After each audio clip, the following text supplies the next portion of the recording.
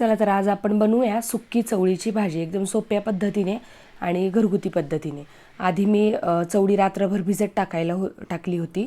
त्यानंतर तिच्या 2-3 शिट्ट्या काढून घेतल्या, थोडंसं मीठ टाकलं, मग कढई घेतली। कढईमध्ये जिरी, मोहरी, कांदा परतून घेतला, हळद टाकला, आपला हा घरातला कांदा मसाला टाकला आहे, आलं लसूण पेस्ट थोडीशी टाकायची आणि त्याला चांगलं तेल सुटेपर्यंत परतून घ्यायचं। सगळ्या भाज्यांना वेगवेगळी पद्धत, थोडीशी ह्याच पद्धतीने थोडीशी वेगळ्या पद्धतीने फोडणी द्यायची, म्हणजे भाज्या चविष्ट होतात। एक टोमॅटो बारीक चिरून त्याच्यामध्ये कापला, त्याला पण चांगलं तेल सुटेपर्यंत परतलं। त्यानंतर जिरे पावडर, धने पावडर आणि थोडासा गोडा मसाला असं सगळं मिक्स करून टाकलं। गरम मसाला असेल तर तो टाकला तरी चालेल।